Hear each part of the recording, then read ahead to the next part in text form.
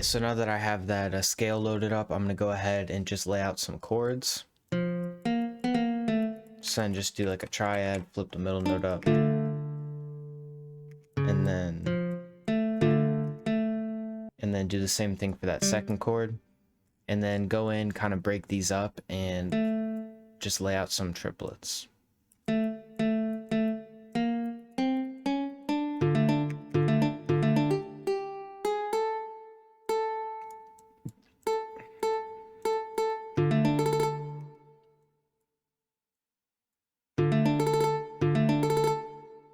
And then right click on the velocities.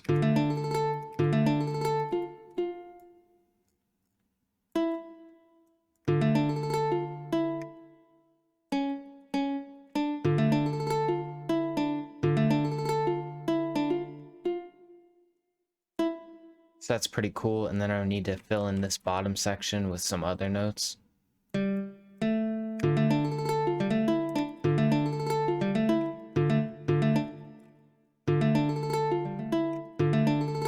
Yeah, so that's sounding pretty cool. And then usually when I make these kind of melodies, I like to alter the velocities as I go, just because things like this, it's harder to do it after when there's more notes in the way.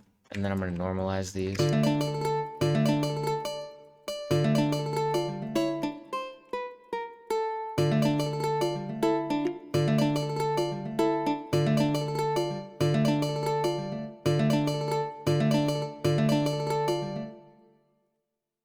And then do that same thing with the downward sweep and then lower it.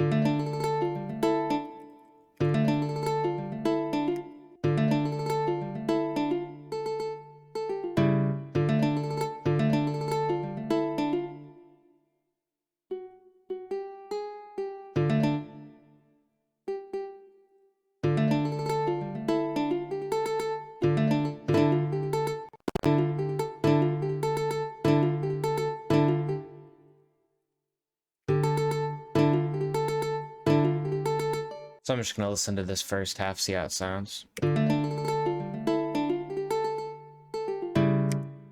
So right here is feeling kind of empty in like the mid to low end. So I'm going to go ahead and kind of copy the same thing that I did here, but like shift it over so it makes sense. So like duplicate that A so it's down an octave and then bring it up, and then do another roll here. So this needs to be shifted over so this stays a third and it doesn't go into half step or anything. And then we'll do something like that. Have it go down here and then up here, because it kind of was a little weird. I don't really like that roll, so I'm going to figure out something else to do. And maybe actually change this C here and make it a chord. So I'm going to slice the bottom note, go back to the pencil tool, and then do something like that so it's a second chord in this pattern. That just kind of speeds it up a little. But I'm actually going to make the top note higher and then that middle note lower.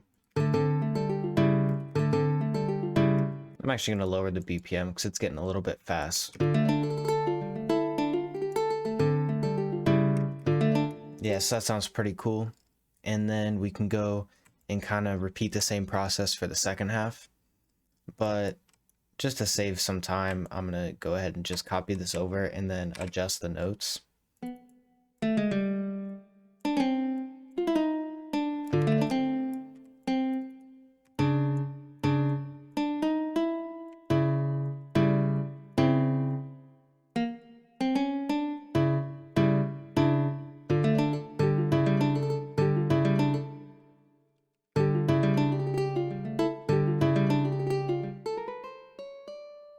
And I want to make that last note a little bit louder and then give it some more like low end in it.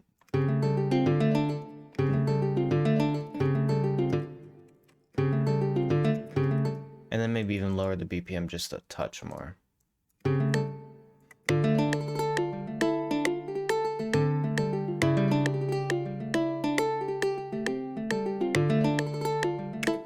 Yeah, so that's pretty cool. And then just to spice it up a little bit further, because I feel like this will get a little too repetitive, I'm going to select this, if I can select it, this, and I'm gonna lower it down. So that's not in the scale, but B should be in the scale, but it's not. So we're gonna go with E and then see how that sounds, but I know we're gonna have to adjust a lot of the notes.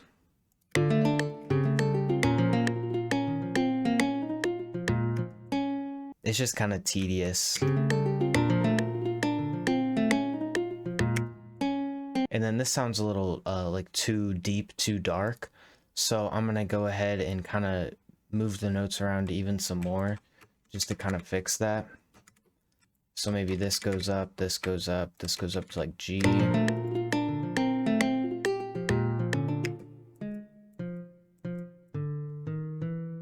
And then I think I'm gonna pitch this up just because that A sharp will not sound good as an 808 unless you invert it, which I kind of don't want to do.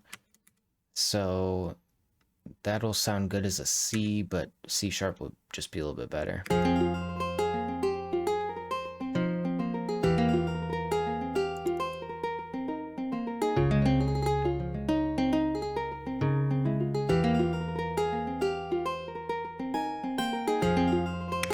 Yes, that sounds crazy. Then we're gonna do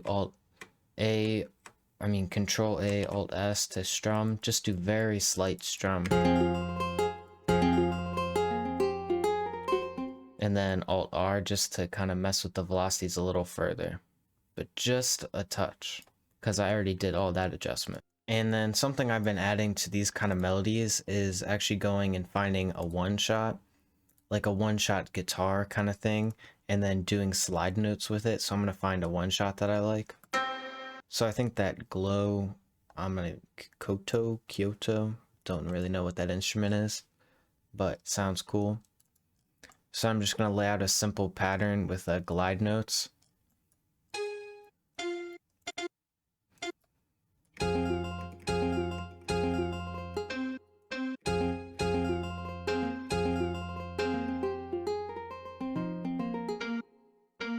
That instrument might be a little too like deep and full sounding, so I'm gonna go see if there's anything else.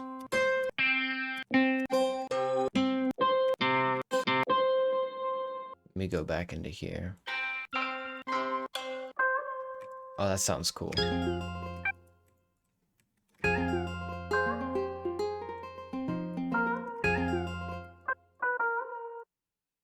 Just make a really simple counter melody.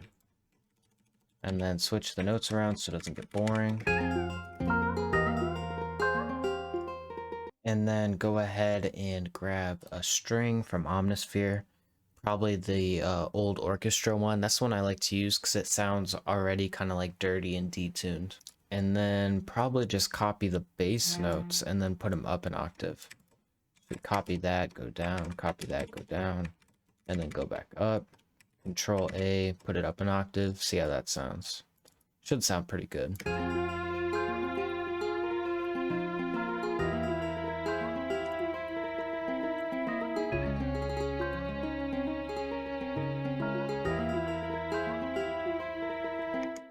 And then I'm gonna grab those two top notes that I added at the end. And right there I did control, I don't even know what I did there. But that'll just add another layer to it.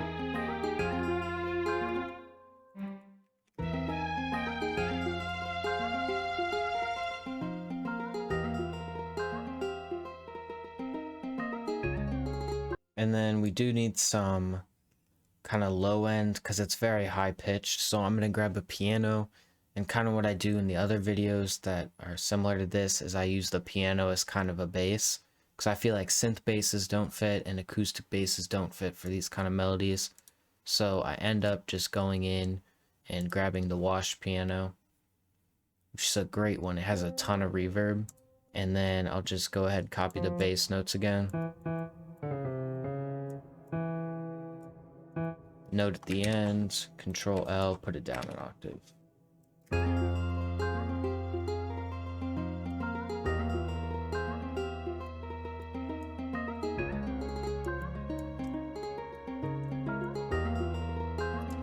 And then I'm gonna go and grab another one shot and do one more layer of slide notes.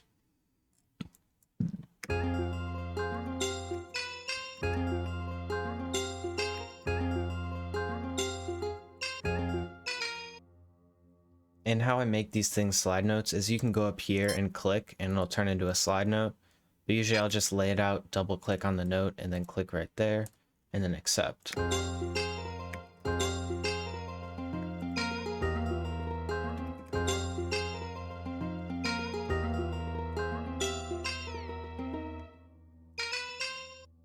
And on this one, the E and the F here are affecting the slide notes because the hold isn't turned all the way up. So the note continues. So this one feels a lot lighter and this one feels a lot darker. Like you can listen to the difference. I'll solo it real quick. So that sounds nice, and this just not so nice. It's a lot more drastic, so I'm gonna go ahead and treat it like an 808 and see if this fixes that.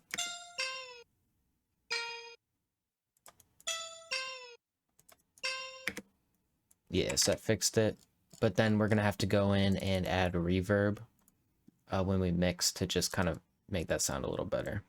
And then for the last layer, this you'll barely hear in the final thing, but I still would like to add it. Go grab a kalimba, and then what I think I'm gonna do is just have it play one note as a top line, but have it do like really fast rolls that have changes in velocity, so it'll sound pretty cool.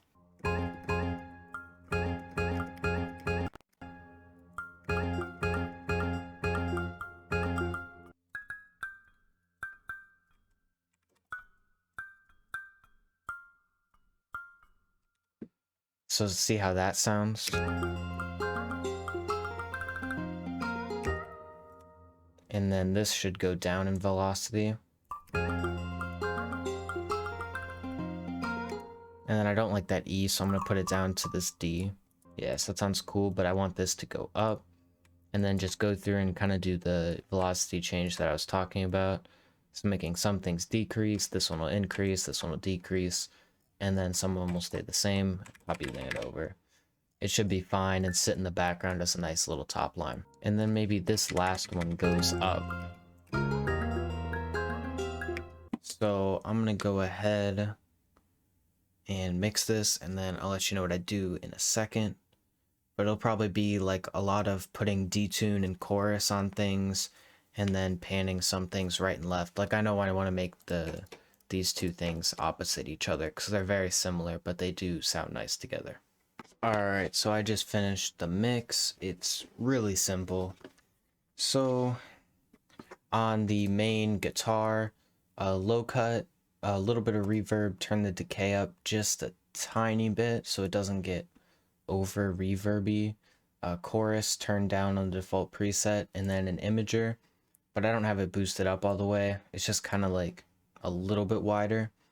And then to contrast that, on the first slidey guitar, it's all the way like widened, and then on the second slidey guitar, I turned the merged knob up so it's a little bit more mono, so that sits in the center, and then this guitar and this guitar kind of fill up the outside. And then I also added magic switch on that one.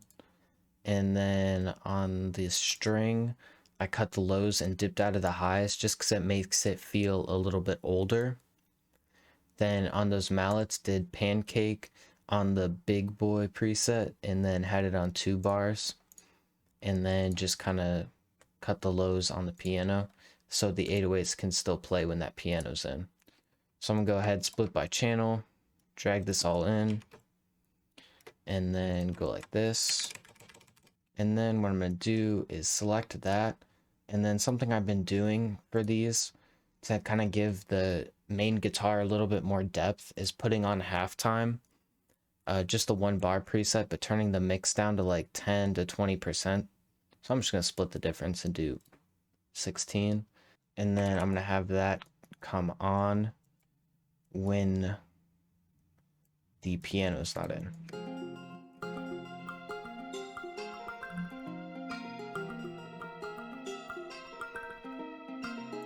And then I'm also gonna throw ambience on the master, just for like kind of the beginning and the end of the loop to kind of, I don't know, make it smooth.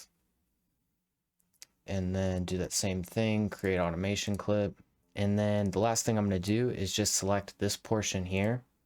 And for a added kind of effect or melody, I'm going to record that and then chop it up and then put it up an octave, and it'll kind of be like nice reverse high end stab. Delete this one, this one, this one, and this one. Put it on generic bleeding, put it up an octave.